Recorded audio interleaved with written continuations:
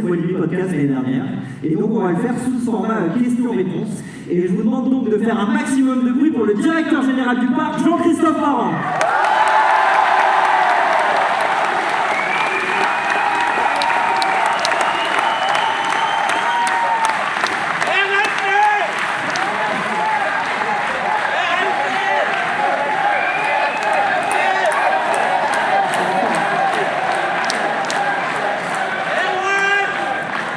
Bonjour à toutes et tous, nous sommes à peu près 1 millier de personnes dans cette salle. Je vous remercie d'être venus tout aussi nombreux pour cette session effectivement du Passiven.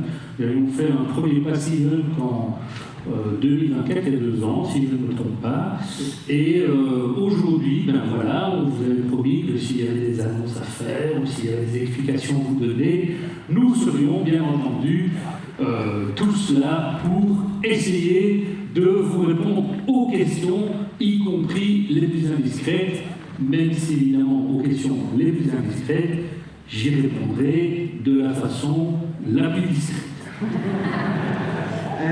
Jean-Christophe, je propose qu'on partage d'abord les 10 dernières années et revenir donc sur les 10 ans de transformation qui nous ont menés ici avec les 10 ans du Pulsar qui étaient d'ailleurs hier. Est-ce que d'abord tu peux me dire un petit peu dans quel état était le parc à l'époque en 2015 avant même l'arrivée du Pulsar? Ah oui, je peux te donner une situation du parc en 2015. En 2015, le parc, évidemment, était à ce qu'on appelait une phase de maturité. C'est-à-dire que nous étions avec un parc qui était un peu vieillissant, avec un storytelling, ou en tout cas une histoire qui n'était pas très présente, des paysages qui méritaient certainement d'être revus, enfin plein de choses qu'il fallait certainement changer, d'où l'idée évidemment de se dire comment va-t-on essayer de passer cette prochaine étape des 10 prochaines années. On va d'abord commencer avec le Pulsar. Pulsar qui, pour le rappel, est une première mondiale, comme il y en a eu beaucoup à Walibi. Comment vous venez sur cette nouvelle attraction du Pulsar, comment elle arrive finalement au parc? En fait, on travaille sur des temps longs quand on discute d'attraction. Et quand je dis qu'on travaille sur des temps longs, c'est-à-dire qu'entre la décision, ou en tout cas les prémices de la décision et finalement la venue de l'attraction et les premiers jours d'opération de l'attraction, il peut se passer entre 2 à 3 années. Donc, en 2013, nous sommes dans un comité de direction. À l'époque, il y avait encore Dominique Fanon. Et nous décidons de dire quel type d'attraction devrait pouvoir être mise au sein du parc. Et on réfléchit, et on n'a pas de budget, il faut dire ce qui est. On n'a pas de budget, on n'a pas une thune, et on essaie de trouver quelque chose d'un peu correct.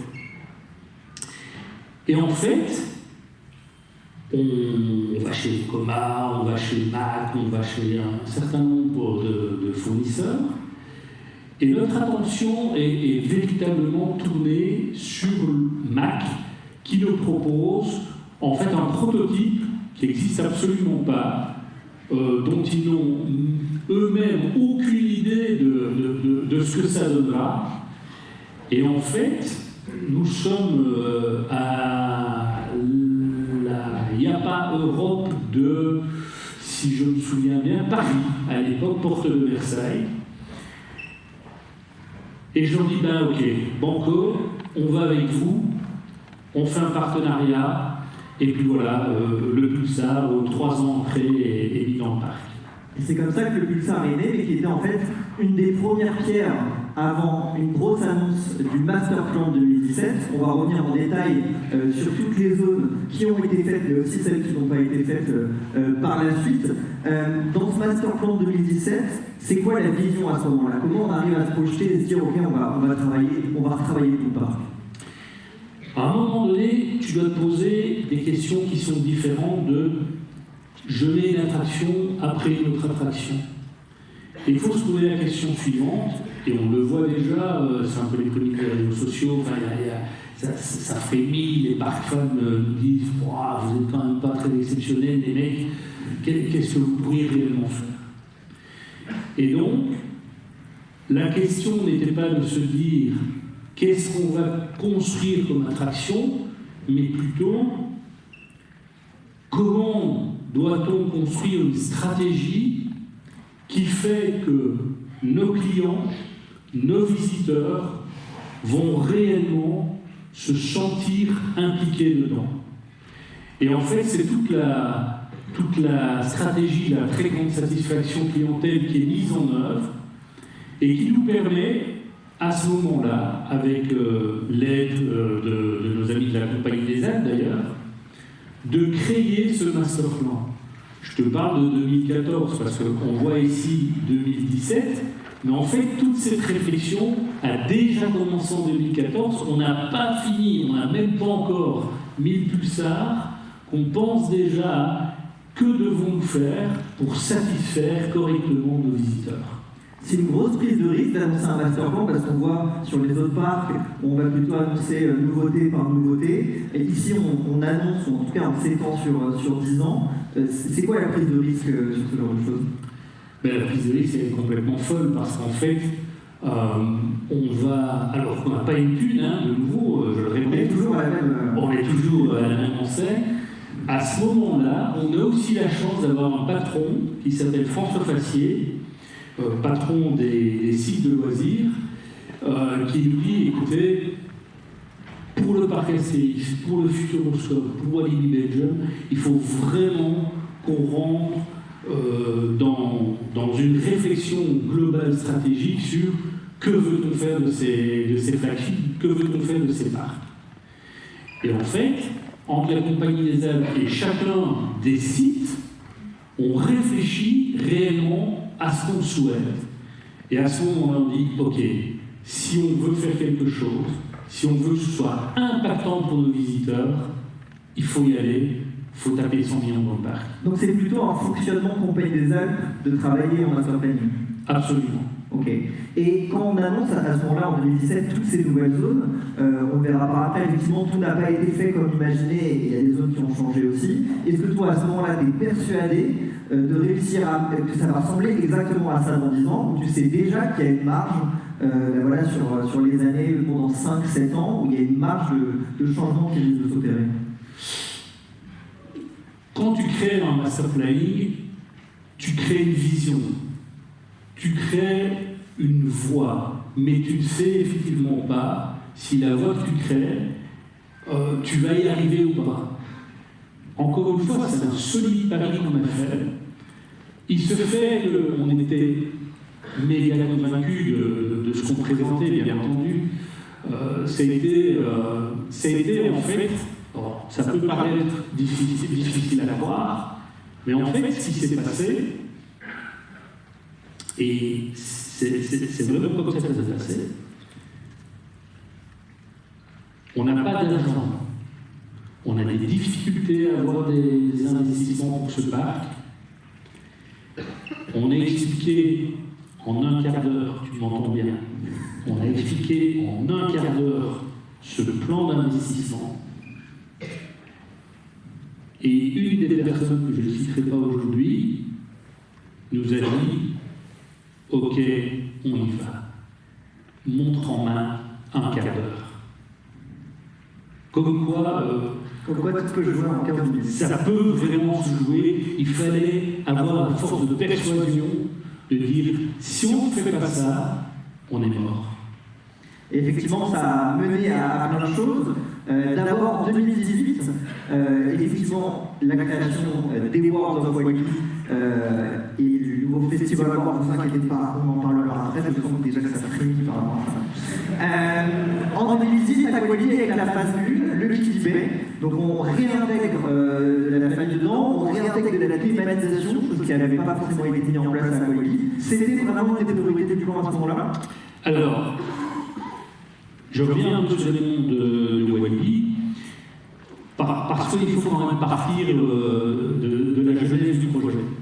La genèse du projet, c'est de dire Walibi, il faut l'entourer d'histoire. Et le parc a besoin d'une histoire, le parc a besoin de fondamentaux. Walibi et les Worlds of Walibi viennent de là, en fait. C'est de dire, on va faire explorer monde par monde les choses de manière différente. On ne peut pas simplement mettre une attraction. Aujourd'hui, ce que vous, les visiteurs, les abonnés ici en l'occurrence, demandez, c'est d'avoir des expériences qui sont immersives, des expériences qui sont aussi olfactives et des expériences qui sont aussi sur combien de temps les gens vivent de rester dans cette zone parce que je m'y sens bien. Et tout ça nous a amené effectivement à d'abord créer ces mondes. Et pour revenir à la question de 2018 et de l'Aqualibi, c'est que je trouve qu'on oublie trop souvent que l'Aqualibi fait partie intégrale du site. C'était considéré à la base comme un peu le parent pauvre du site, et je ne voulais pas ça. Je voulais vraiment que ce parc aquatique, qui est vraiment un parc fantastique, ait l'opportunité de se développer correctement. En revanche, ce qu'on n'avait pas, c'est que quand on regarde la population qui vient justement sur l'Aqualibi, c'est toute cette partie plus familiale pour les petits-enfants. Ça manquait vraiment d'attraction pour les petits-enfants. Et donc j'ai considéré à cette époque qu'il fallait commencer par cette première étape qui était Kidibet. Et on verra par la suite, effectivement, Aqualibi a encore aussi d'autres investissements. Mais avant, toujours en 2018, on a le début d'Exotic World avec Tiki Waka. C'est vraiment une priorité d'aller attaquer le fond du parc à ce moment-là? Pour moi, oui.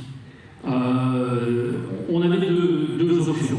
Très clairement, il y a l'option qui est plutôt de dire je passe de l'entrée, je vais jusqu'au fond, ou je viens du fond et je reviens de l'entrée. C'est ça, hein, c'est assez simple finalement. Le fond était à la fois tellement abîmé, peu attractif, avec une super attraction comme le Toutankhamon, que j'ai voulu qu'effectivement on commence par le fond de parc. Et dans cette réflexion sur le fond de parc, il y avait une chose qui était importante pour moi, c'est qu'on enlevait la coccinelle qui, normalement, devait revenir à une autre place. Malheureusement, les inondations nous ont amenés à faire ça autrement. Et d'y mettre une attraction familiale. Parce que je reste convaincu que les familles, c'est le principal vecteur de promotion d'un parc comme Walibi. D'où on a créé effectivement Exotic World avec le Tiki Waka, avec toutes ces zones immersives. Et d'ailleurs, si on regarde le premier design, j'ai toujours dit, les designs qui nous sont montrés, je veux absolument qu'ils collent ou que la réalité colle à ces designs.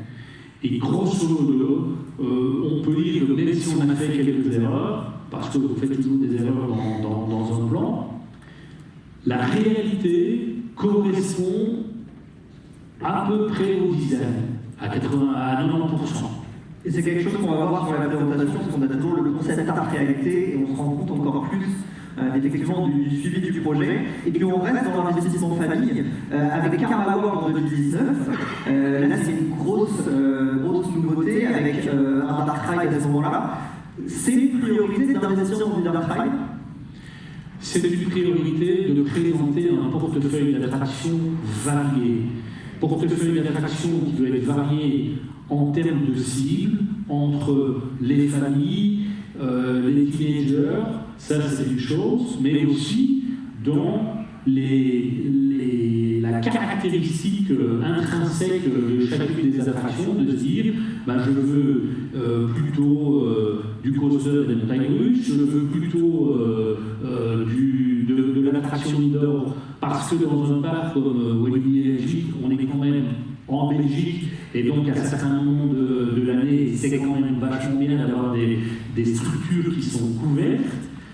Et puis, vous avez aussi des petits kiddie rides, donc des attractions pour enfants. Donc, je trouvais que dans le portefeuille d'attractions, nous avions à la fois une attraction telle que le Toutankhamon, qui est aussi un dark ride, sauf que la différence en Toutankhamon, où on est plutôt sur du décor réel, ici on avait en plus cette touche un peu plus digitale avec le dark ride interactif Popcorn Revenge d'Alterfest, qui est d'ailleurs, et ça c'était aussi une de nos grandes fiertés, c'est de pouvoir faire participer à notre plan de développement des structures, des sociétés belges, ce qui était le cas avec Alterfest. Et puis à ce moment-là, en 2019, on a aussi l'arrivée de Funworld avec Funpilot. Quand on construit une nouvelle zone, c'est quoi? C'est toujours un coaster, une attraction secondaire. C'est à peu près comme ça qu'on construit une zone à chaque fois, un World of Walibi. Il faut s'attendre à ça. Dans les World of Walibi, tu dois retrouver 3-4 choses essentielles.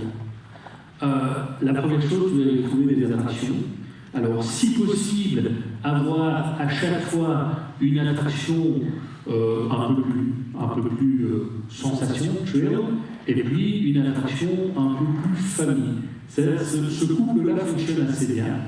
Après, tu dois pouvoir aussi offrir une offre de restauration, on y reviendra, des boutiques, des infrastructures telles que des sanitaires, etc. Mais aussi assurer d'avoir une décoration cohérente et une histoire cohérente par rapport à la zone. Et c'est tout ça qui fait qu'aujourd'hui, chaque zone est typique et nous permet effectivement de passer de monde en monde et d'avoir pour chacun de ces mondes la possibilité d'être reconnu assez aisément. Est-ce qu'en 2019 déjà, on sent dans le ressenti client qu'il y a eu un changement d'image sur Walibi? Oui, très clairement, dès 2019, on voit bien ça dans nos enquêtes de satisfaction, où il y a une augmentation de la satisfaction des clients qui est là, et aujourd'hui encore, on constate que cette satisfaction ne fait que monter. 2020, pas de nouveauté, enfin une nouveauté, mais pas forcément celle qu'on attendait, le Covid. Oui. Comment ça s'impacte sur l'investissement, déjà ce plan d'investissement et l'impact même dans le parc? Alors évidemment, c'est ce qu'on disait, quand on a une vue stratégique globale, la vie elle est jamais faite comme un long fleuve tranquille, loin de là. Il peut y avoir des aléas tels que la pandémie qui vient un peu casser la machine, alors que nous étions dans une phase relativement croissante, où les visiteurs étaient super contents d'être là, enfin, tout fonctionnait assez bien. C'est un réel coup d'arrêt. C'est un réel coup d'arrêt et il faut bien comprendre que cette année de Covid a véritablement décalé tout un plan. Pas simplement, c'est pas qu'on ne prend pas la stratégie, c'est simplement qu'à un moment donné, quand vous rentrez dans un tunnel comme celui-là, qui est celui de la pandémie de la Covid, tu ne sais jamais quand on va en sortir. Et donc, tu dois être aussi prudent dans la manière d'avancer sur les investissements, sur la manière de continuer à faire progresser ta stratégie. Puis en 2020, malgré tout, à côté de ça, on a déjà la construction du nouveau World. Mais avant de revenir sur Conda, je voudrais qu'on parle un peu de ce Walibi qui est venu nous faire un coup d'ailleurs, je crois. Les histoires de mascottes à Walibi, on peut faire une petite série de Netflix. Là, sur cette arrivée, ça fait partie des World of Walibi d'arriver avec ce nouveau personnage. Oui, alors là, je pense que je vais discuter avec au minimum la moitié de la salle. Ceux qui sont fans des Wild Skunks, bouchez-vous les oreilles. On ne veut pas que vous soyez attaqués. Non, mais globalement, ce qu'on avait remarqué, alors les web SQL, ils avaient certainement leur raison d'être quand on les a créés, mais ce qu'on avait quand même remarqué, et les études le démontraient aussi, c'est que la mascotte avait quand même perdu un peu de son appétence par rapport au fait que les gens aient envie de l'embrasser, tu vois, par exemple.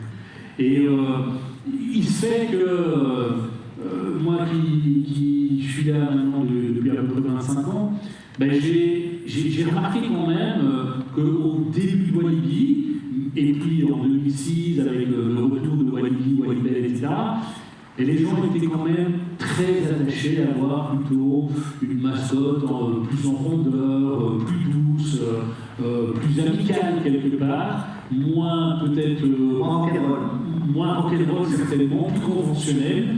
Et donc on a décidé à ce moment-là justement de refaire en sorte que la mascotte soit plus dans ce que le visiteur nous demandait finalement. Et puis 2021, en dehors de cette arrivée, c'est aussi l'arrivée d'une deuxième mascotte, on peut presque dire ça, le Conda. À quel moment le Conda arrive sur la table, déjà en termes d'histoire, comment on arrive à ça, sachant que le Conda à l'époque de 2017, c'est le plan qu'on voit ici avec une note qui était un petit peu différente, est déjà annoncé. Ouais. Alors, en fait, j'insiste à chaque fois là-dessus, c'est que Conda, il y a des temps longs, enfin tout investissement en temps long. Donc vous imaginez bien qu'avant 2020, on est déjà en train de discuter de Conda. Le problème, c'est que la Covid passe par là, et donc il a fallu à l'époque qu'on y aille avec une vraie force de persuasion pour démontrer que malgré tout, il fallait continuer ces investissements. Ok, il fallait certainement les décaler, ça il n'y avait pas de doute, puisqu'on ne savait pas véritablement quand on allait sortir de cette pandémie, mais il fallait aussi garder le cap. Donc, on a été confronté à un moment donné à des personnes qui ne voulaient absolument pas voir Conda arriver. Et finalement, je suis parvenu, entre autres avec François, à convaincre ces personnes qu'en fait, s'il fallait continuer, quand tu traces une ligne, il faut y aller. Et ok, il va y avoir des obstacles, ok, le chemin il va être semé d'embûches, mais il faut y aller. Et on a résisté, et c'est ce qui nous a permis d'avoir en 2021 Conda, qui est absolument passé complètement inaperçu d'ailleurs en 2021. Je rappelle qu'il n'y a pas véritablement eu de publicité qui a été faite là-dessus, il n'y a pas eu d'inauguration sur le Conda. Enfin, c'est une attraction qui a été depuis le départ totalement sous-estimée parce que malheureusement on n'a pas pu non plus, je dirais, la promotionner de la manière dont on aurait souhaité la promotionner. Ce qui nous a extrêmement coûté des prix. Malgré ce manque de marketing, il y a quand même un impact direct sur les visiteurs à ce moment-là, en 2021. Je crois qu'effectivement, les premiers visiteurs qui montent sur le Conda définitivement ont compris qu'on avait tout compris à leurs besoins et à leurs désirs. Et ça place Walibi sur le paysage des parcs d'attraction. Tu sens que Walibi passe à un nouveau step avec l'ouverture d'un Conda? On passe complètement à un nouveau step. Et si tu reprends un petit peu le design de départ, si on peut, c'est pas que sur le Conda. En fait, là, vous voyez un petit peu le design qu'il y avait. Une espèce de restaurant africain, mais qui est pas du tout mis dans le sens où il est mis aujourd'hui. Donc en fait, la Covid nous a permis, malgré tout, de repenser nos plans, y compris certains designs qui étaient en fait mis à l'envers. Le restaurant tel qu'il est là, normalement, vous devriez passer face au Tiki Waka. Eh bien non, aujourd'hui on passe face au Conda. Pour deux raisons. Une raison de flux, dans un premier temps, qui est beaucoup plus naturelle quand on nous fait passer entre le SSO et le Conda. Et la deuxième raison, c'est que en termes de captation de nos visiteurs vers ce restaurant, le fait de l'avoir inversé nous a permis effectivement d'avoir une captation différente. Donc, c'était la Covid aussi une opportunité de rechallenger un certain nombre de choses qui avaient été mises dans le Masterplan 2017. Donc, dans toute difficulté, il y a toujours une opportunité. Pour rester sur les difficultés, hélas, donc là vous voyez la zone est belle, c'est joli, ça vient d'ouvrir, on est hyper content, quelques mois après. Inondation. Ben, comme diraient certains, les emmers quand ça vole en escadrille. Hein, donc, après effectivement la Covid, on se rend le 14 juillet 2021, les inondations. Voilà, c'est des choses qui arrivent, ce sont des aléas climatiques. Il ne faut pas se leurrer, ces aléas climatiques, un jour ou l'autre, ils viendront. Il n'y a pas de. Donc on va vivre là-dessus. On doit vivre là-dessus. On doit vivre avec ça. Avec ça, on doit vivre avec ça. On doit vivre avec ça. On doit vivre avec ça. Et à l'époque, vous imaginez bien qu'on est un peu désespéré. On est avec nos cuissards, on est le 15 juillet. Je reviens de Paris parce que moi j'étais à Paris le 14 juillet, je m'en souviens comme si c'était hier. Je reviens de Paris, je mets mes cuissards, je suis encore avec François Fassier qui met ses cuissards. On est dans le parc, on se dit on est vraiment bien dans la merde, hein, voilà, disons les choses comme elles sont. On a de l'eau jusque là, hein, donc moi je ne suis pas très grand, enfin bon, tu peux imaginer qu'il y a quand même de l'eau jusqu'à un certain niveau. Et à ce moment-là, il y a une machine qui se met en marche qui s'appelle la Compagnie des Alpes.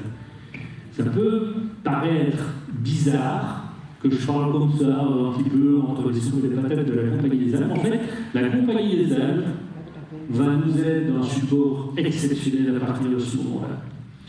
On a le CEO de la Compagnie des Alpes qui vient, et lui, il est toujours d'un support exceptionnel aussi. Il va me dire, écoute, c'est vraiment triste ce qui arrive, mais je crois dans la résilience de ces équipes, je crois dans la force de ces équipes, et je suis sûr que le 2 octobre, tu vas pouvoir ouvrir le parc pour Halloween. Et le 2 octobre. Et le 2 octobre, on a ouvert le parc pour Halloween.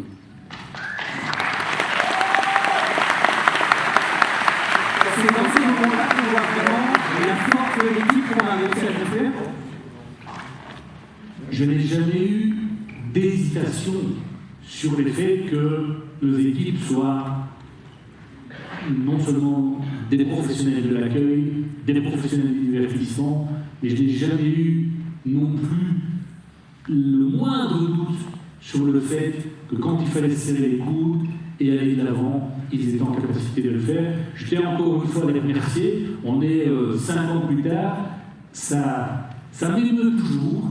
Et effectivement, je crois que c'était une période relativement difficile pour eux comme pour nous, mais clairement, moi je suis fier de travailler avec eux au quotidien et j'espère qu'ils le sont de travailler avec moi, mais c'est clair que c'est eux qui font la beauté du parc, c'est eux qui font que tout au long de ces années, vous avez pu vivre toutes ces joies et tous ces émerveillements au sein du parc.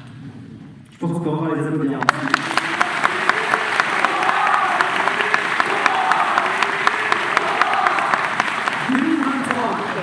Alors tout le monde s'attend à un plus de flashback, on va revenir un peu après dessus. Et venu de nulle part, Walibi hack ton PC, d'ailleurs, c'est ça la vidéo, hein. Il hack ton PC, il commande un Silverton, quelques mois après, le Silverton est livré. Et il faut parler vraiment de quelques mois, comment ça ce Silverton débarque. En fait, le Silverton, c'est une histoire un peu bizarre, mais voilà, elle est là. C'est une attraction qu'on a juste été piqué à Frépertuis. On en a d'ailleurs. Voilà, il faut dire ce qu'il est. Et on demande aux gens de Frépertuis, franchement, ce que vous avez fait là, on trouve que c'est génial. C'est une super attraction familiale. Je trouve qu'on doit continuer à investir dans les attractions familiales. Et vous avez un concept exceptionnel. Est-ce que vous seriez OK que je puisse juste reprendre votre concept et le mettre dans notre parc avec une vision pour moi qui est celle de Comment est-ce que je vais à un moment donné créer une cohérence avec Adventure World? Et Silverton arrive comme ça, tout simplement. Donc malgré un plan d'investissement établi, s'il y a un coup de cœur ou une bonne idée, on peut changer complètement le plan et se dire ok, on va là-dessus parce qu'on y croit. Ouais, exactement. Je pense que c'est une ligne, c'est une voie qu'on trace avec la stratégie de master plan. Maintenant, il faut pas se brider et rester là-dedans, enfermé dans un carcan. Il faut avoir la possibilité, quand on considère qu'on a de réelles opportunités, de pouvoir légèrement dévier de la trajectoire.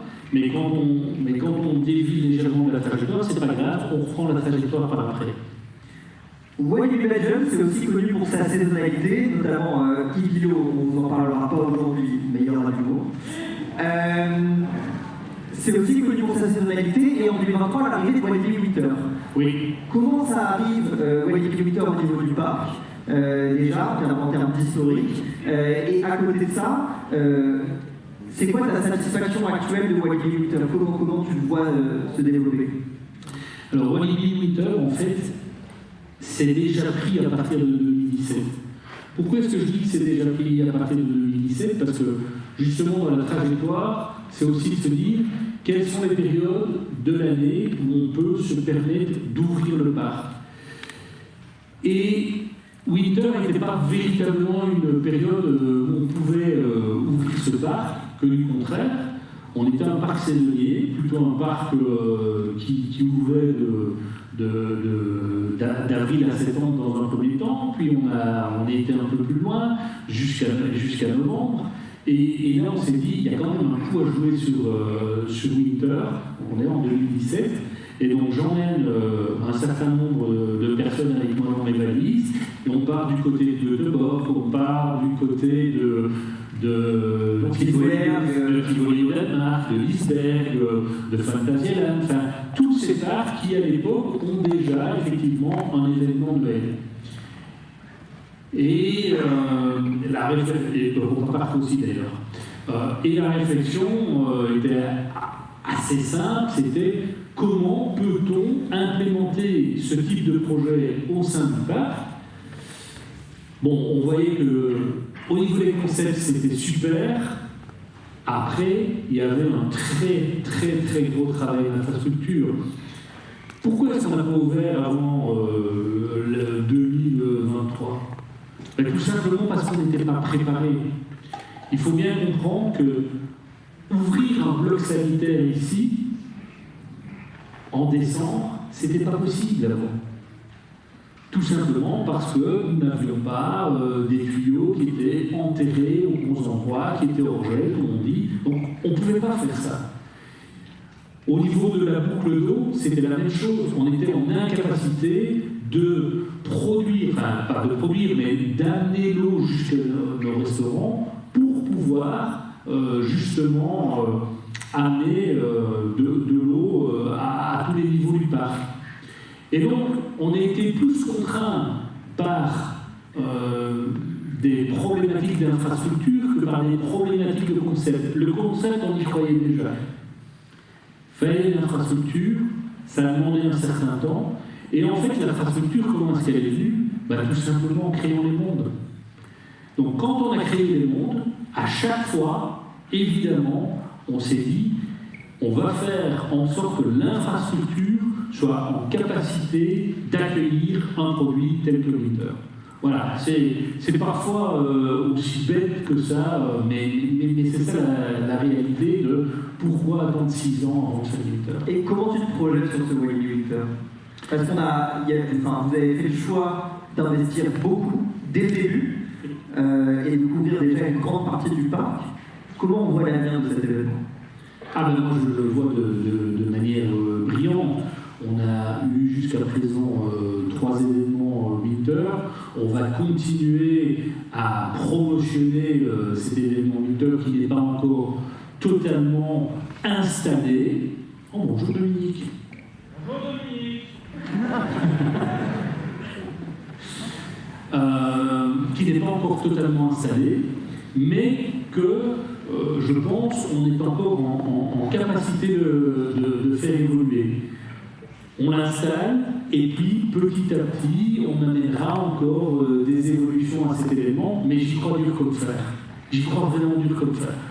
En plus de l'ouverture de Walibi Winter en 2023, à la même période, c'est un gros investissement avec Survey, qui est les tout nouveaux toboggans ProSlide. Donc on est d'abord 2018 avec un investissement famille. Il revient l'idée de moderniser les toboggans et d'ajouter une grande tour à Walibi. Ça, c'est aussi une priorité qui n'est pas dans le plan 2017 par exemple. Ça, c'est à la fois, comme tu le sais, j'ai été visiter pas mal de parcs aquatiques tout au long des années précédentes, 2023. Je suis allé à Dubaï, je suis allé dans pas mal de pays pour justement visiter les parcs aquatiques. Et clairement, pour moi, l'Aqualibi lui manquait, à l'exception du Rapido, qui est pour moi l'icône des icônes mythiques de chez Mythique, il manquait quand même une tour un peu plus sensationnelle, tout en restant familial dans son concept. Donc il fallait quand même un peu se gratter la tête pour trouver des attractions qui fonctionnaient. Et donc, je les ai trouvés quelque part, à la fois chez ProSlide et à la fois en les essayant un peu dans tous les pays où on a pu aller les essayer. Et je me suis dit, ça c'est le projet qu'il nous faut. Encore une fois, on n'a pas la slide concernant le tout premier projet qui était le tout premier projet, celui d'ailleurs, je pense qu'il se trouve dans le master plan, qui n'a absolument plus rien à voir avec ça. On doit aussi s'autoriser à certains moments de modifier les projets de telle sorte à ce qu'on puisse avoir quelque chose qui est réellement adapté aux besoins de notre visitorat d'une part et à ce qu'on veut réellement offrir d'autre part. Et je crois, Jean-Christophe, par rapport à ce projet, on a déjà une première annonce à vous faire. Est-ce que tu peux nous en dire un petit peu plus sur ça? Voilà.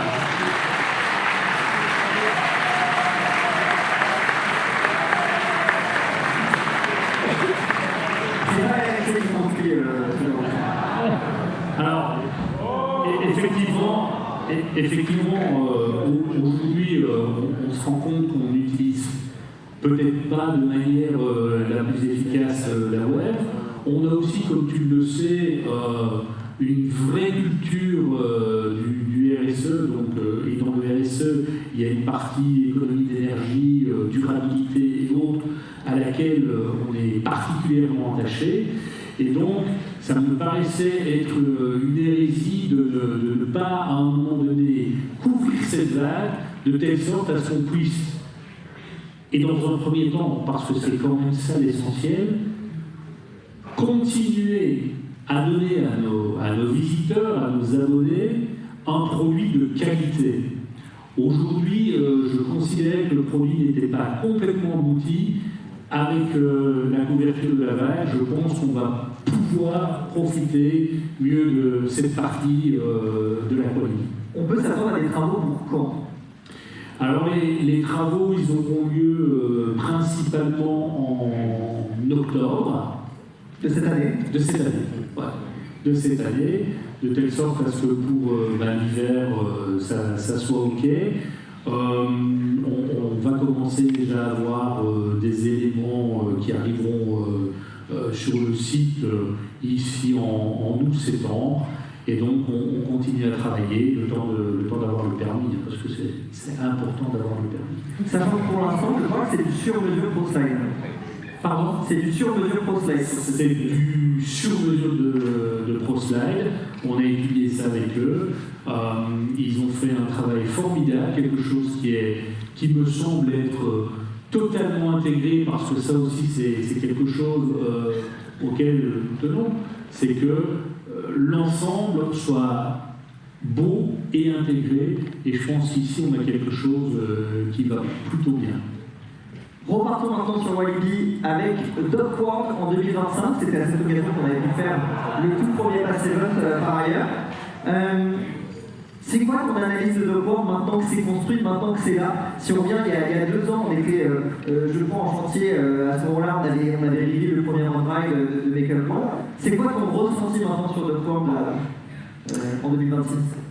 Ben, là aussi, c'est une grande fierté de la part, c'est une grande fierté pour moi, mais surtout pour les équipes, d'avoir de nouveau complètement collé un design, d'avoir complètement fait en sorte que ce qu'on avait produit comme dessin au départ, eh bien, on le retrouve dans la réalité.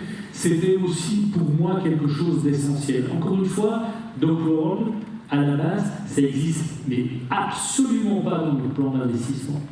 Ça n'existe pas dans le plan d'investissement. C'est un jour, de nouveau, mon comité de direction qui me dit, écoute Jean-Christophe, parce que bon, le fait d'avoir une équipe, c'est quand même plutôt bien. Ça vous permet de vous challenger d'une part, ça vous permet de vous donner des idées et de vous nourrir d'autre part. Et donc, le comité de direction me dit, écoute, on a des coasters, c'est vrai, mais on n'a pas vraiment un coaster familial. Et il faudrait qu'on ait un coaster familial, mais qui respecte l'ADN de Walibi. Et l'ADN de Walibi, c'est les sensations pour tous. Donc inévitablement, de nouveau, on a un peu questionné le marché, et on est arrivé chez Gerstlauer qui nous dit, écoutez, on souhaiterait lancer notre nouveau type de coaster, un Family Launch Coaster. Est-ce que, effectivement, ça rentre un peu dans votre philosophie, dans ce que vous souhaiteriez? Et donc, inévitablement, on a dit banco, on y va, on le fait. Et j'ai surtout voulu qu'on soit dans une atmosphère portuaire. On avait DocWorld, le DocWorld qu'on connaissait n'était pas totalement, pour moi, abouti d'un point de vue design d'une part, mais aussi storytelling d'autre part. Il ne racontait pas véritablement l'histoire. Ici, avec DocWorld, on a à la fois le côté familial du côté des Mégalodons et le côté un peu plus sombre avec la turbine, le flashback, etc. Ce qui nous permet aujourd'hui aussi d'avoir pu remettre au goût du jour certaines attractions qui me paraissaient un petit peu désuètes en termes de timing et de décoration. Et donc, je crois qu'on est arrivé aujourd'hui avec DocWorld à avoir la bonne synthèse de ce qu'on attendait et je pense que le résultat est là. Le résultat, d'un point de vue satisfaction clientèle, il est là. DocWorld en tant que tel est fortement apprécié et évidemment Mégalodon fait partie du top 3 des attractions plébiscitées par l'ensemble de nos visiteurs. Donc une fois DocWorld construit, parce qu'on va parler évidemment de festival qui va toucher un public un peu différent sur le nouveau RMC. En 2025, tu te dis, vous êtes fous, tu te dis, ok, on a réussi maintenant à avoir un vrai portefeuille d'attractions pour les familles. Ça, c'est une réussite. Je me dis surtout qu'on a mis Popcorn Revenge, on a mis Silverton, on a mis le Mégalodon, bien entendu, on a mis Fun Pilot, on a mis Tiki Waka.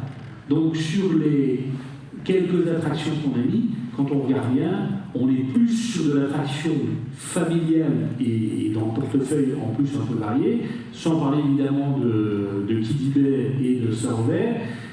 Voilà, on se reconcentre évidemment sur ce public plus familial. Pense qu'à un moment donné, il faut faire plaisir à nos ados. Et à un public un peu plus averti, peut-être un peu plus jeune adulte aussi. Voilà.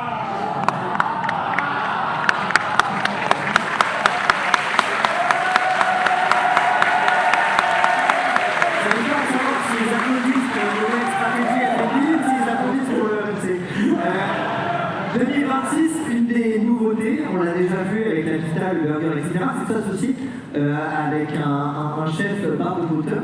Comment vient cette stratégie F&B et est-ce que finalement cette stratégie F&B elle ne fait pas aussi partie de ce master plan? Si, elle fait complètement partie du master plan. il faut juste pouvoir lancer les choses au bon moment et avec les bonnes personnes.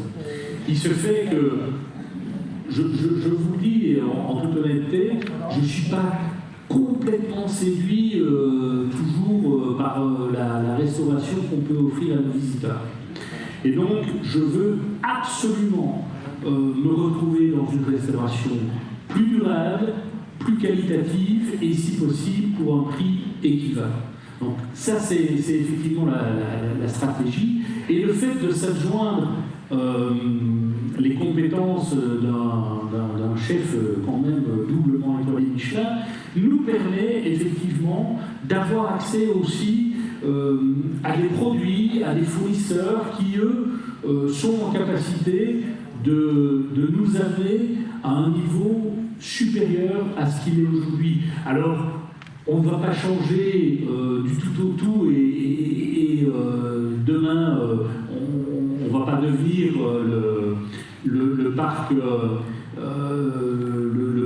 gastronomique 4 étoiles, c'est pas du tout ça le sujet.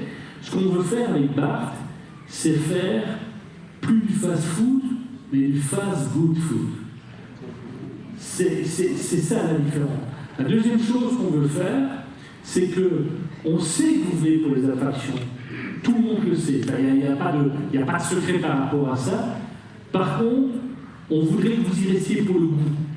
Donc pour l'offre de restauration qu'on va implémenter ici, et on va se donner, soyons clairs, hein, le master plan c'est 10 ans, l'offre de restauration c'est une stratégie qui va être déroulée sur un horizon de 1 à 3 ans. On a décidé pour cette présentation d'être complètement transparent avec vous et de vous parler aussi de ce qui n'a pas été fait. Mais avant de vous parler de ça, je veux juste qu'on regarde cette timeline et de se rendre compte du nombre d'investissements. C'est quoi ce qui te rend le plus fier sur ces 10 années de transformation? Bon, il n'y en a pas une qui est particulière par rapport aux autres, parce que pour moi, le plan de développement n'est pas complètement achevé à l'être. Par contre, quand on voit effectivement que depuis 2016 jusqu'à 2025, à l'exception de l'année 2020, même s'il y a eu évidemment la mascotte, je pense qu'on a aussi démontré notre ambition et notre volonté de faire de ce parc à la fois un parc de référence sur la Belgique, mais on essaye effectivement de pousser comme parc de référence plutôt européen. Et je pense que les investissements à venir vont encore plus permettre de le positionner. Pour la stratégie, tu voulais répondre à ça? Ah oui, moi je l'espère, mais bon, oui. On verra. Hein, on va voir. On verra. Ce que vous en pensez. Quand la stratégie évolue, la place d'entrée.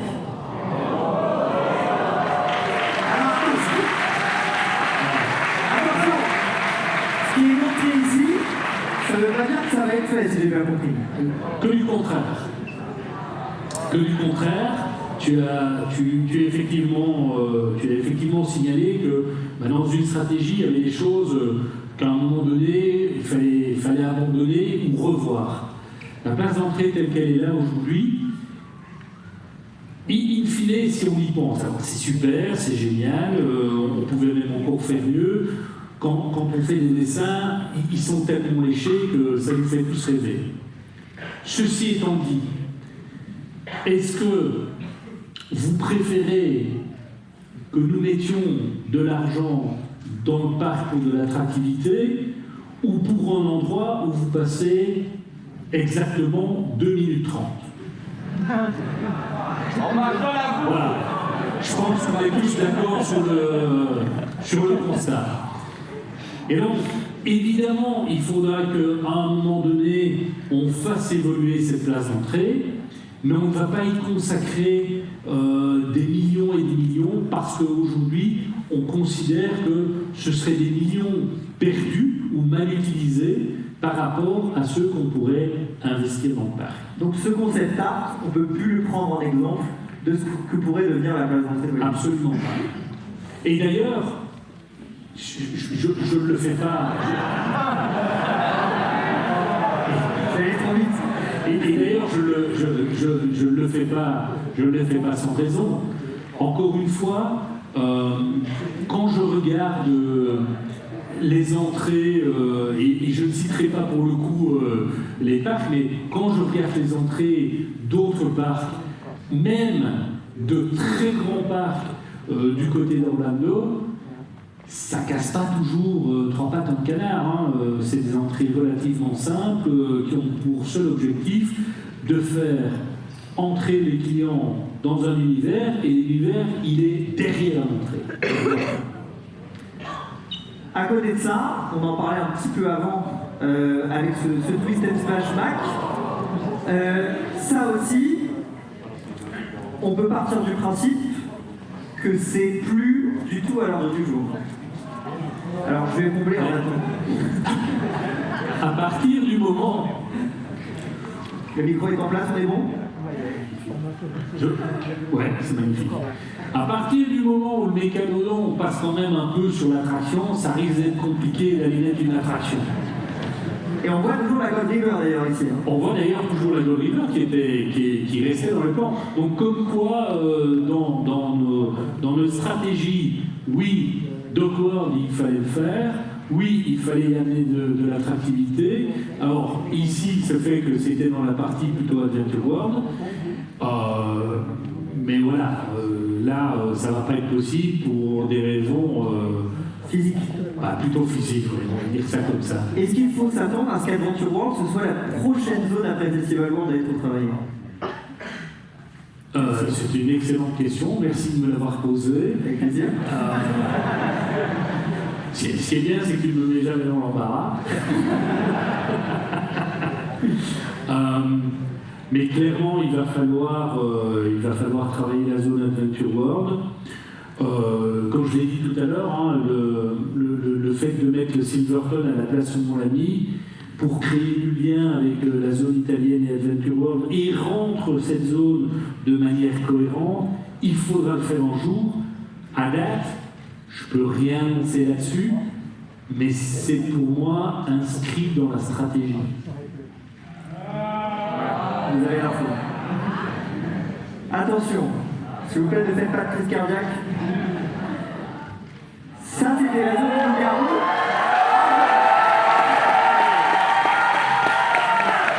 Pourquoi en 2017, donc la zone de loup-garou, je crois qu'elle est prévue dans les horizons 21, quelque chose comme ça. Pourquoi finalement ce qu'on va avoir ne ressemble plus du tout à ça, et pourquoi c'est pas fait au moment indiqué? Bon alors, déjà, on avait l'ambition, enfin, on ne se rend pas compte ici, on est en 2025, mais l'ambition était, si vous vous souvenez bien, à l'époque, de faire un master plan qui allait de 2017 à 2023. La zone loup-garou était prévue pour 2022. Je te rappelle qu'on a eu deux petits événements un peu consécutifs qui s'appellent la Covid d'une part et les inondations d'autre part, qui font qu'on a été quand même un peu arrêté dans nos plans de développement.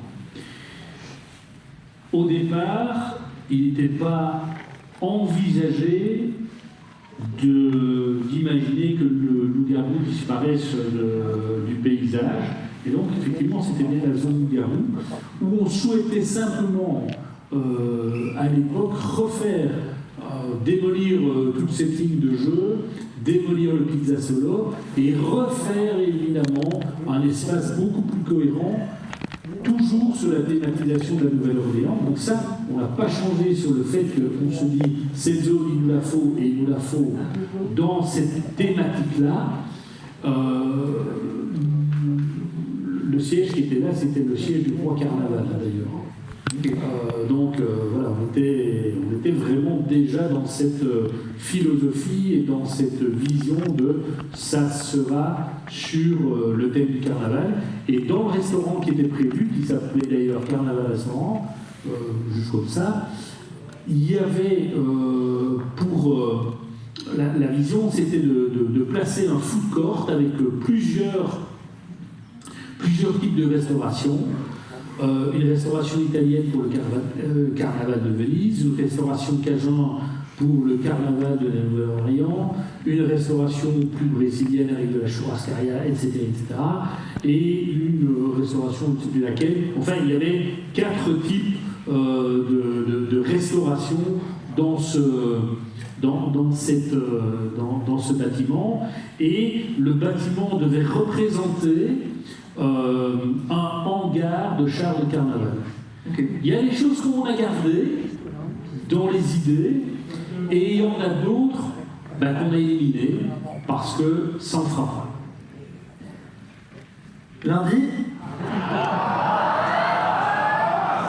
Lundi, une vidéo est sortie à 13h. Je vous propose qu'on la regarde.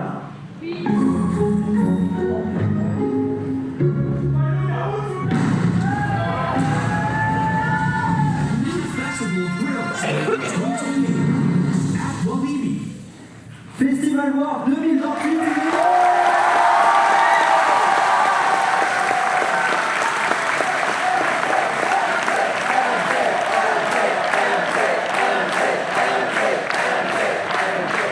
C'était demandé, c'était attendu, c'est fait, et pas à moitié en plus.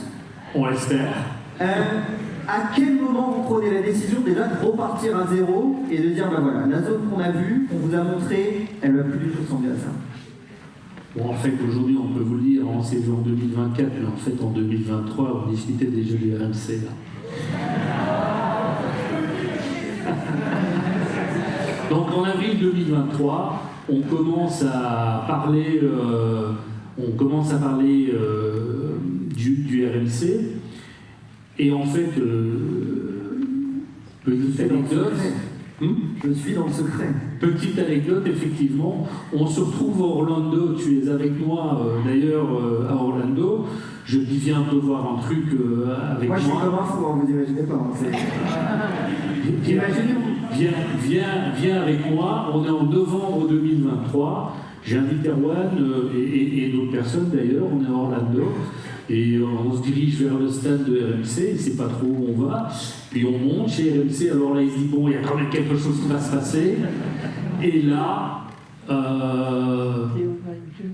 on monte la première vidéo de l'attraction qu'on va certainement, à un moment donné, construire ici sur le site. La vidéo, vous ne la verrez pas, évidemment. On peut pas tout vous donner tout de suite. Ah bah oui, j'imagine que vous êtes choqués dessus. Pourquoi est-ce qu'on ne vous la montre pas la vidéo? Tout simplement parce que la vidéo qu'on a en 2023, évidemment, il y a toujours des grands malades qui sont aussi au niveau de la Compagnie des Alpes, dont un qui s'appelle Julien Simon, que vous connaissez peut-être. Donc, c'est le jeune homme à l'arrière, et puis vous avez Fabien qui est lui le jeune homme à l'avant, et puis il y a le gros qui est là. Le jeune homme à la gauche. Et ça, c'est moi. Et là, en fait, on est déjà en juillet 2025, et on monte les premiers designs du master plan Festival World.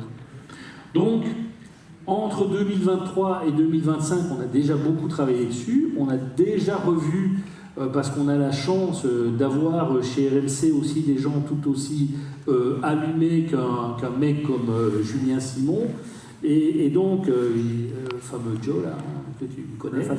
Et donc, voilà, à partir de 2025, on est parti et on se dit master plan et concept thématique 2028.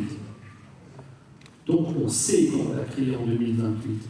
2023, 2028. C'est des projets qui prennent 5 années entre les premières discussions et le fait de voir dans le parc le RMC. Ça me tenait à cœur aussi de mettre cette petite photo. Là, on est où? On est encore à Orlando? Ouais, là, on est à Orlando. Et là, la main ne doit pas trembler parce qu'il faut signer le contrat. Là, on signe le chèque. Que dis-tu? Là, on signe le chèque. Là, on signe. D'ailleurs, tu vois Joe, là, qui est derrière avec la casquette, qui est le designer qui conçoit les rails de RMC. Et il est un peu inquiet, hein, comme tu vois. Il se dit, oh là là, Faut que ça se fasse. le montant, il a l'air astronomique. On va parler des choses qui vont disparaître. On a beaucoup parlé du goût et on a injustement pas assez parlé du 4D, je comprends pas. À quel moment vous vous dites, dans la création de festival, le 4D, on va pouvoir s'en passer et on va le détruire, lui aussi? Alors, le 4D, c'est un truc fantastique. J'ai mon directeur financier qui me dit, écoute, s'en fout du 4D, c'est une merde. Wow. Je trouve qu'il a quand même reçu SpongeBob.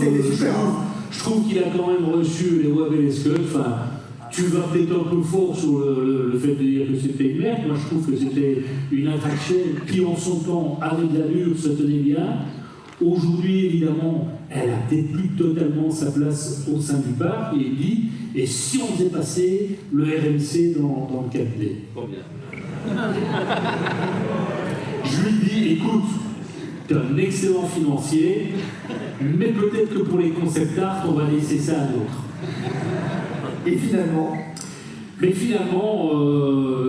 il est décidé de détruire ce 4D, tout simplement parce qu'on va avoir besoin de place pour construire une nouvelle gare. et on en reparlera un peu de cette gare. Le loup-garou.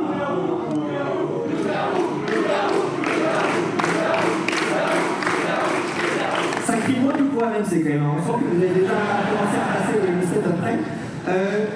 Le loup-garou, donc en 2017, tu me confirmes qu'il n'y a pas du tout cette idée du RMC? Absolument pas. Comment ça vient l'idée de dire, ok, bah, le loup-garou, il est temps pour nous de lui faire une deuxième vie?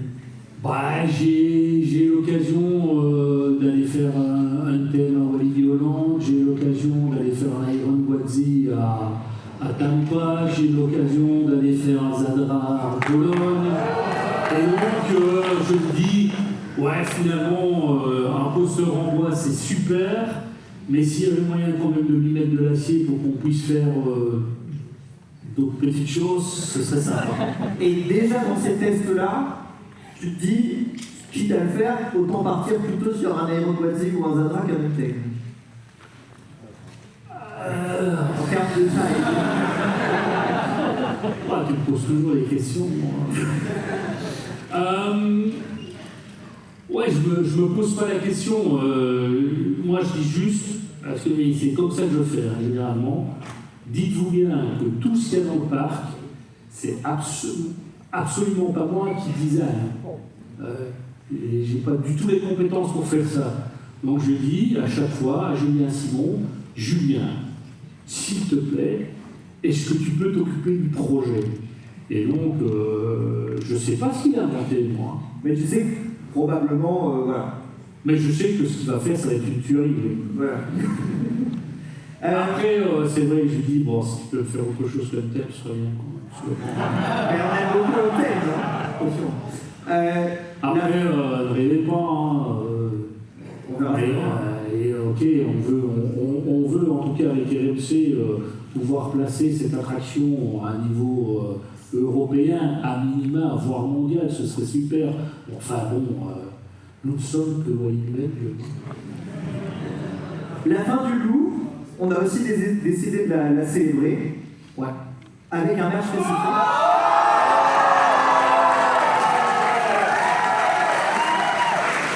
Qui est déjà disponible dès le. Tu confirmes? Je connais effectivement bien ton esprit mercantile et effectivement il y a déjà une collection pour dire un peu au revoir à notre loup-garou. Pour l'information, ce sera disponible dans la web dès maintenant. C'est pour ça que c'était couvert sur un drap dès la sortie. Et il y aura aussi une boutique éphémère qui est présente directement à la sortie du Tiki Théâtre pour récupérer, si vous voulez, le pull, le t-shirt, et il y a des manettes, etc. Toute une collection spéciale pour la fin de l'année. Bon.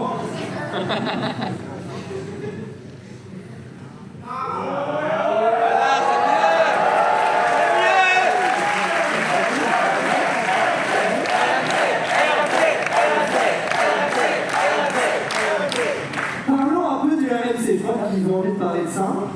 Oui. On a déjà un visuel ici de l'entrée de gare. Oui. Quand tu travailles par exemple sur un Docworld, on voit que la thématique a été encore poussée par un exotique. Oui. On peut s'attendre sur un festival à une thématique encore plus renforcée. Il y a toujours cet objectif d'aller encore plus loin. Alors, toujours une ambition, évidemment, d'avoir des décors qui sont encore plus léchés, plus réalistes. Et donc, je pense qu'on est déjà arrivé à notre niveau, évidemment, à un niveau qui est déjà relativement exceptionnel. Et quand on voit entre le Tiki Waka et Docworld les progrès qui ont été faits là-dessus, clairement, on peut encore attendre autre chose. Pourquoi je t'ai dit tout à l'heure, je vous ai dit tout à l'heure, on a certainement fait des erreurs. Chaque fois, ces erreurs sont prises en compte dans les nouveaux projets, ce qui permet de nous améliorer à chaque fois. Mais je suis sûr qu'on fera encore quelques bêtises sur ce projet-là, mais c'est pas grave. Globalement, il sera certainement ultra satisfaisant. Et donc, je te disais tout à l'heure, on voulait rester sur ce fameux concept du carnaval. On va rester sur ce concept du carnaval avec le char un peu emblématique qui est ici, on voit, qui sera en fait l'entrée de la gare du coaster. Quelques informations.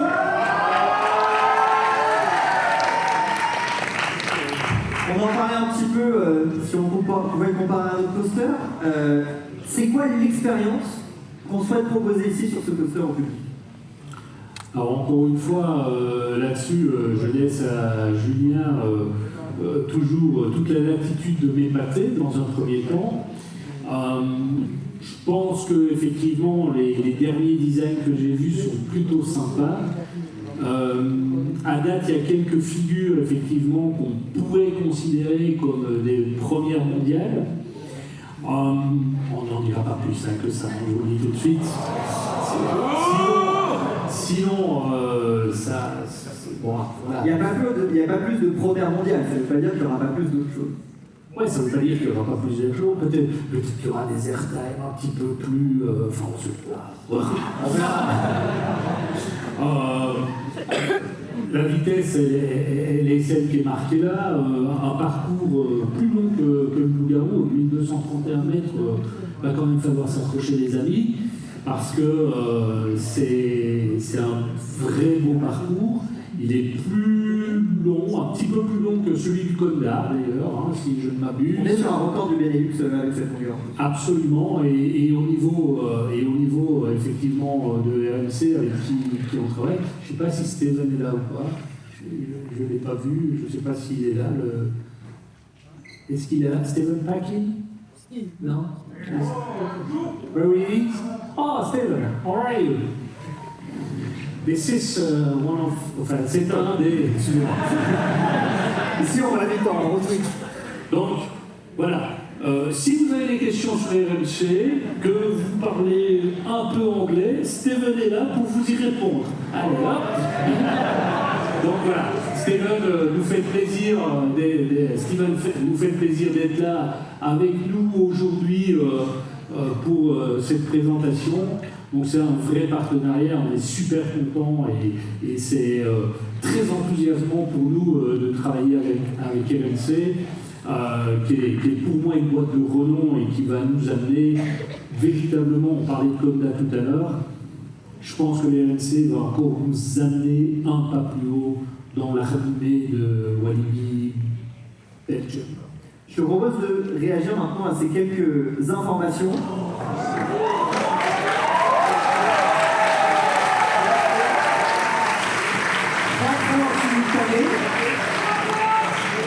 Gare, embarquement, débarquement. Oui. Qu'est-ce que ça veut dire? C'est quoi l'objectif? Ah ben pour moi, tu sais, je ne suis pas un opérationnel pur jus, comme tu le sais. Je viens plutôt du monde de la finance à la base. Donc moi, c'est capacité. C'est plaisir client. Plus vous montrez dedans, mieux je me sentirai. Vous un peu moins, mais globalement, le le but, c'est véritablement d'amener une expérience, une fluidité à l'expérience et une capacité qui nous permettent effectivement, comme sur un Conda, comme sur un mécalodon, d'avoir des débits de capacités qui sont véritablement importants. Et ce qui a demandé du coup aussi la destruction du 4D, j'imagine, c'est qu'on va être sur une assez longue gare, puisqu'on a donc 2 quais, un quai d'embarquement, un quai de débarquement, et ce qui va aussi permettre d'avoir le train qui arrive vite face à nous pour vraiment commencer l'expérience. Ben voilà, t'as tout dit. Une autre petite slide.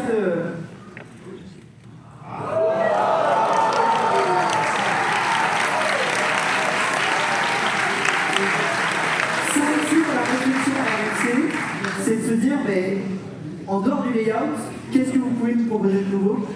Oui, et je pense que alors c'est un peu un point de vue très égoïste. C'est quand je m'assieds dedans, enfin, mon petit confort. Donc, c'est pas toujours très aisé hein, pour une personne comme moi. Mais grosso modo, on veut là aussi amener de la nouveauté pour que nos clients, quand ils font le RMC, l'expérience elle soit globale, y compris dans le véhicule. Une drop 2 fois plus haute que la descente actuelle du Loup-Garou, ça je sais que c'est quelque chose qui a vachement étonné.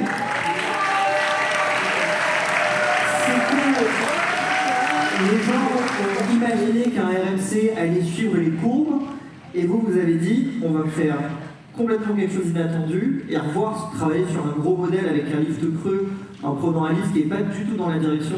Ça aussi, c'est l'ADN Walibi d'oser et d'aller proposer quelque chose d'inattendu.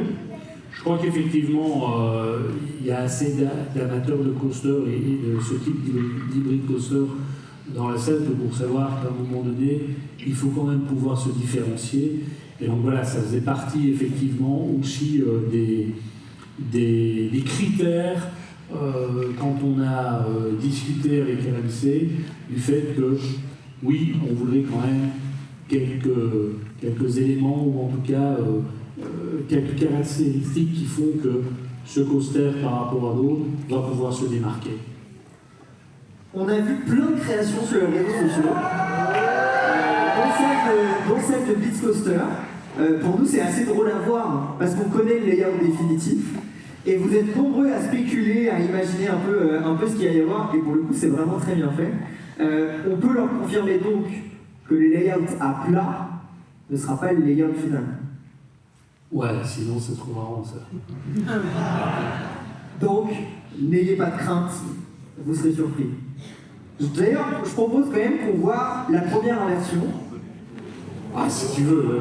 En on-ride.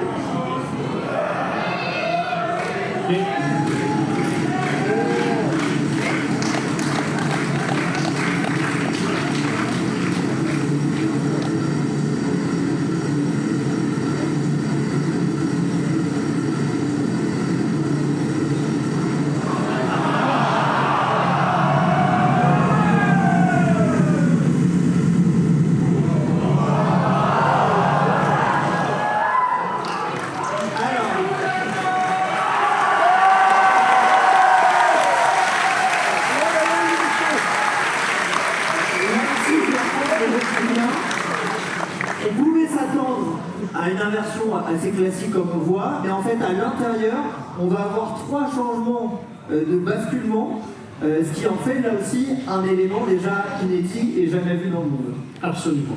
Donc on a vraiment essayé de créer, pas moi, de nouveau, les gens plus intelligents qui savent faire des choses très créatives, ont effectivement designé, dessiné l'attraction de telle sorte à ce qu'elle plaise à un large public.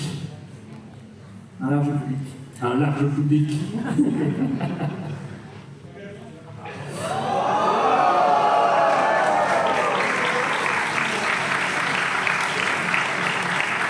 On peut déjà avoir un aperçu d'un rail à gauche qui nous fait comprendre que ça risque d'être assez tortueux. Oui, voilà, ce sont des photos qui m'ont été envoyées par Steven pour me dire, regarde, là on y est, on a commencé un peu à travailler sur la bête. Vous voyez, on est en 25. Pardon, 26 personnes. Je vois que vous suivez et que mon cerveau, lui, ne suit plus. Donc on est en 26. Donc vous imaginez encore le temps qu'il faut jusqu'à 28. Hein, mais, voilà. Si on veut faire quelque chose de bien, il faut qu'on soit en capacité de faire les choses correctement, avec professionnalisme, de telle sorte à ce qu'on puisse délivrer réellement une attraction qu'on espère être une des meilleures attractions d'Europe, voire du monde. Niveau timing, je vous laisse applaudir, pardon. Niveau timing, donc le Loup-Garou va finir sa saison jusqu'à Winter. Oui. Ensuite, on s'attend à une destruction à partir de quand et à quand l'arrivée aussi des RMC sur le parc? Alors nous, on va commencer la destruction à partir de janvier 2027. Donc après Walibi Winter, en fait, on va commencer à détruire le 4D parce qu'il va falloir y mettre une nouvelle gare.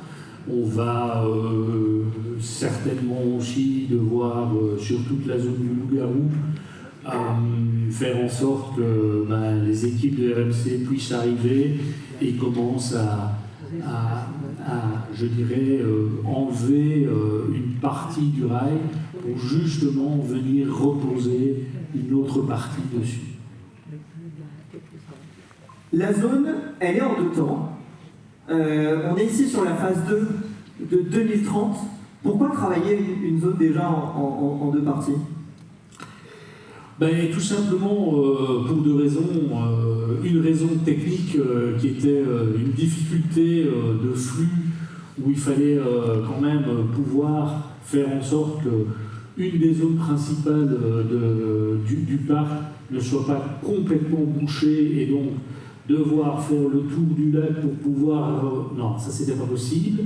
Donc il y a des raisons techniques qui font qu'aujourd'hui ça n'avait pas de sens. Et la deuxième raison est une raison plus pragmatique et financière qui fait qu'aujourd'hui, on doit être en capacité de pouvoir lisser cet investissement sur une période 2028-2030. Et la troisième raison, pour être très clair, c'est que nous n'aurions pas été en capacité de remettre un permis d'urbanisme pour l'ensemble du projet en aussi peu de temps. Donc on va commencer par la première partie qui est donc les deux gares, parce qu'en fait il y a une gare derrière qu'on ne voit pas mais qui est la gare technique, et l'attraction. Dans la gare dans la gare principale, vous aurez l'occasion d'avoir déjà une boutique, d'avoir un tas de décorations qui vous mettront déjà dans l'ambiance. Mais la deuxième phase nous permettra de construire, je dirais, l'ensemble. Et la quatrième raison, je parle de deux, mais en fait il y a une quatrième raison, c'est que cette seconde phase va nous permettre aussi d'adjoindre des attractions plus familiales, puisque je tiens absolument à chaque fois à ce qu'on ait un consteur d'une certaine importance, et j'espère qu'avec le Conda, le RMC deviendra vraiment la deuxième, alors je ne l'ai pas dans l'ordre quand je dis la deuxième, ou la seconde icône du parc, mais globalement, moi je veux que ce projet ait véritablement un caractère aussi familial, et on voit effectivement ici les deux tours de chute qu'on viendra placer pour la saison 2030.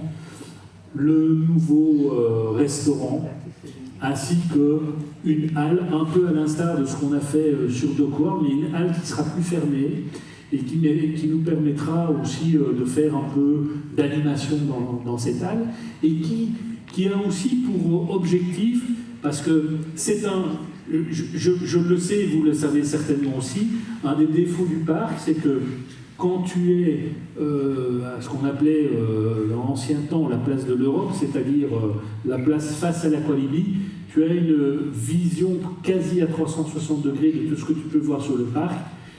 on essaie aussi par ces zones de pouvoir recacher certains éléments de telle sorte à pouvoir découvrir zone après zone.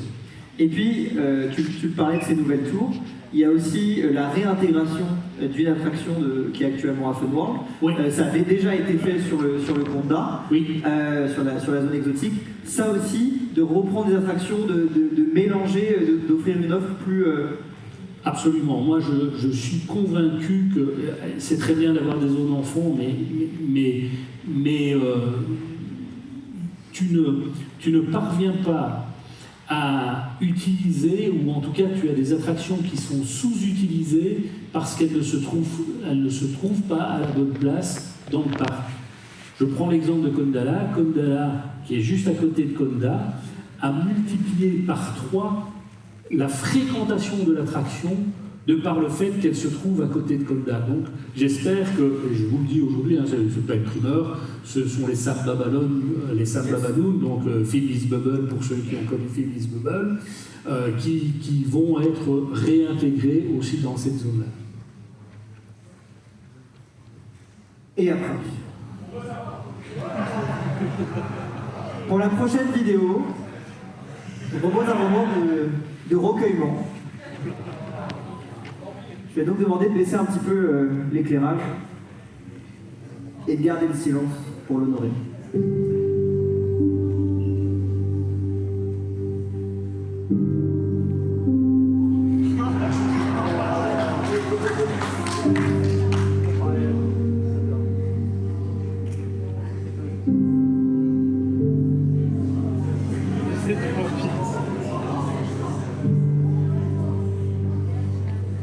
Octobre 2027, le loup-garou disparaît.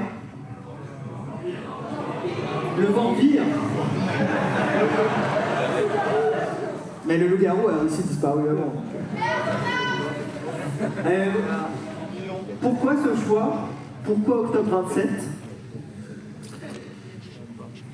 Pourquoi octobre 27? Tout simplement parce qu'on ne peut pas l'amener jusqu'à Winter, comme tu le sais, c'est une attraction qui a du mal, qui peine à pouvoir être opérée pendant les périodes de grand froid. Et donc elle n'a jamais été ouverte pendant l'hiver, donc on l'arrêtera effectivement en octobre 2027 pour pouvoir justement récupérer du foncier au niveau du parc et avoir certainement plein d'idées sur la suite du développement. Donc on ne peut pas en dire plus, mais on ne perd pas un espace pour rien. On perdra pas un espace pour rien, ça c'est sûr. Harrison! Merci à tous de nous avoir écoutés.